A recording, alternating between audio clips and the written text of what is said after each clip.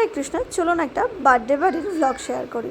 ছিলাম পুরীতে, আসলাম বাড়ি। পুরীর ভ্লগ শেয়ার করতে না করতেই চলে যাচ্ছি বেথুয়া ডহরি। বেথুয়া ডহরি নদিয়ার একটা ছোট্ট গ্রাম নয়, মোটামুটি শহরের মতোই বলতে পারেন। তো অনেক বছর পরে বেথুয়া ডহরি যাচ্ছি, আমার মাসির বাড়ি।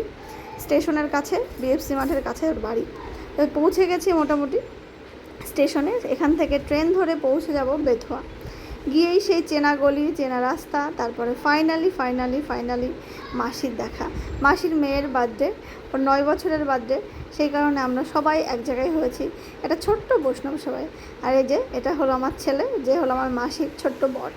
সমস্যা নেই, বাড়ির ভিতরে গিয়ে একটু রেস্ট নিয়ে খাওয়া দাওয়া করে সাজুগুজু করে নেব। এই যে যেহেতু সাজুগুজু করার কিছু নেই, প্রচণ্ড ক্লান্ত, তারপরেও কিন্তু একটু রেডি হয়েছে।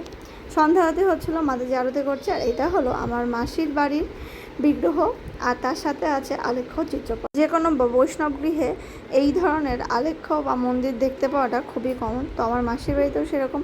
আর ওর বাড়িতে এত সুন্দর গোপুসোনা আছে নতুন করে, কি বলবো, ওই যে বসে আছে।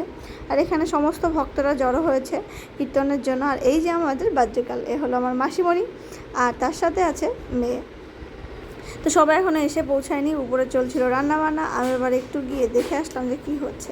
ও মা, গিয়ে দেখি বিষ্ণুভোগের আয়োজন। সে তো বিশাল ব্যাপার, বিষ্ণুভোগ মানেই আর কি চাই। অবশ্য আমি শুনেই এসেছি বিষ্ণুভোগ হবে, সেই কারণে দুর্গাপুর থেকে লোভ সামলাতে না পেরে চলে এসেছি আমাদের নদিয়ার বেথুয়া ডহরিতে। তো বেথুয়া ডহরি থেকে কে কে আছেন কমেন্ট সেকশনে জানাবেন, আর কারা কারা বেথুয়া থেকে আমার ভিডিও দেখেন সেটাও কিন্তু জানাবেন। অলমোস্ট কেক নিয়ে সবাই রেডি। এখানে দাঁড়িয়ে আছে আমাদের গদাধর, এটা হলো আমাদের ছোট্ট প্রেয়সী বা গৌরাঙ্গী বলেই ডাকি ওকে আমি। আর এই যে দেখছেন কেকটা অর্ডার করে আনা হয়েছে। তো কেকটা দেখে আমার দম বেরিয়ে গেছিলো, ভাবলাম আমি যদি একটু কেকটা বানিয়ে দিতাম তাহলে মনে হয় বেটার কিছু করতে। বাট কেকটা সুন্দর হয়েছে, সমস্যা নেই। তারপর চলে গেলাম আমরা কেক খাওয়ানোর পর্বে। আমার ভিডিওটা করে দেওয়ার কেউ ছিল না, কিন্তু আমার প্রভুর ভিডিওটা কিন্তু আমি ঠিকই করেছি। এই জন্যই বলে যার তার, সে নিজের ভিডিওটা করতে ব্যস্ত, আমার ভিডিওটা কিন্তু করে দেয়নি। তো এই হলো ছোট্ট শালিকা। আমার বরের কিন্তু অনেকগুলো শালিকা আছে, এই একটা নয়। তো আমি একটু দেখিয়ে নিলাম। এই যে এই প্রভুরা দেখছেন, এরা সবাই জাগ্রত ছাত্র সমাজের।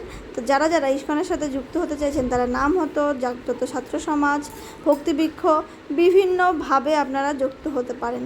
তারপর ছিল প্রসাদ, আর প্রসাদ মানেই তো সেই যে বিরিয়ানি দেখেছিলাম, লোভ তো আগে থেকেই লেগেছিল, সমস্যা নেই। আর এখানে দেখুন, আমার তো হিংসে হচ্ছিল, আমার বাবা মা জামাই সবাই একসাথে বসেছে, আর আমি উল্টো লাইনে। আর জন্মদিনে যদি বিরিয়ানি থাকে, কে মিস করতে চাই বলুন? আমি বড় ভিখারি মানুষ, যেখানে বিরিয়ানির গন্ধ পাই সেখানে খেতে চলে যাই। যেমন পুরী ধামে গিয়েও যতই বিচ্ছিরি বিরিয়ানি হোক না কেন, তাও কিন্তু খেয়েছিলাম। তবে বিচ্ছিরি বলা ভুল, এখন যেখানে যেমন রান্না সেখানে সেরকমই খাবার পাওয়া যাবে, সমস্যা নেই। চলুন খাওয়া দাওয়াতে ফেরা যাক। প্রথমে দিয়েছে একটা পাতা, তার সাথে একটা গ্লাস আর জল, আর এখানে দিয়েছে বিরিয়ানি। তো বিরিয়ানির সাথে স্যালাড টেলার অনেক কিছু ছিল, সেই দেরি সহ্য হচ্ছিল না। আগে ভাবছিলাম একটু খেয়ে দেখি, কারণ এত খিদে পেয়ে গেছিলো। তখন অলমোস্ট বাজে হলো 11টা। তো এই হলো খাওয়া দাওয়া, এই হলো জন্মদিনের ভ্লগ। আমরা কী গিফট দিলাম সেটা দেখার জন্য অবশ্যই পরের ভিডিওর জন্য অপেক্ষা করতে হবে। তা চলুন আজকের মতো এই পর্যন্ত। সকলের সাথে দেখা হচ্ছে নতুন একটা ভিডিও নিয়ে, নতুন একটা ভ্লগ নিয়ে, নতুন একটা রান্নার ভিডিও। ততক্ষণের জন্য টাটা, সকলে সুস্থ থাকুন, ভালো থাকুন, আর আমার সাথে থাকুন। হরি বল।